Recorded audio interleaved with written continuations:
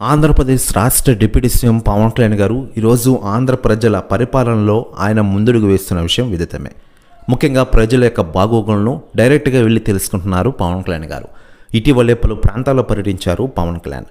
మరోవైపు రోజువారీ సమీక్షల తర్వాత ప్రజలకు చేస్తున్న సేవల గురించి ఆయన మీడియా ముఖంగా తెలుపుతూ ఉన్నారు. మరోవైపు ఇటీవలే నూతన సంవత్సర శుభాకాంక్షలు తెలిపిన పవన్ కళ్యాణ్ గారు రాబోయే రోజుల్లో తమ ప్రభుత్వం మరియు తన పరిపాలన ఎలా ఉంటుందో ప్రత్యేకించి ఆయన ఒక చిట్ చాట్లో చెప్పిన విషయం విదితమే. ముఖ్యంగా ఆంధ్రప్రదేశ్ గ్రామీణ ప్రాంతాల్లో ముఖ్యంగా నెలకొన్న సమస్యల్లో రోడ్డు విస్తరణ భాగాల్లో భాగంగా రోడ్లు దెబ్బతిన్న దగ్గర ఆయన రోడ్లు మరమ్మతులు చేస్తున్నారు. ఇలా పవన్ కళ్యాణ్ గారు రాష్ట్ర అభివృద్ధి ధ్యేయంగా దూసుకెళ్తున్న విషయం తెలిసిందే.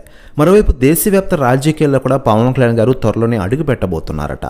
ఇకపోతే లేటెస్ట్గా అందుతున్న సమాచారం ప్రకారం పవన్ కళ్యాణ్ గారికి తాజాగా కాంగ్రెస్ చీఫ్ సోనియా గాంధీ గారు కాల్ చేశారట.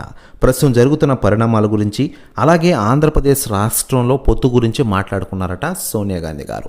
ప్రస్తుతం ఈ న్యూస్ కూడా తెగ వైరల్ అవుతోంది ఆంధ్రప్రదేశ్ రాష్ట్ర రాజకీయాల్లో. మరోవైపు పవన్ కళ్యాణ్ గారు రాజకీయాలతో బిజీగానే ఉంటూనే తాను కంప్లీట్ చేసిన 3 సినిమాలు కంప్లీట్ చేసే పనిలో ఫుల్ బిజీగా ఉన్నారట.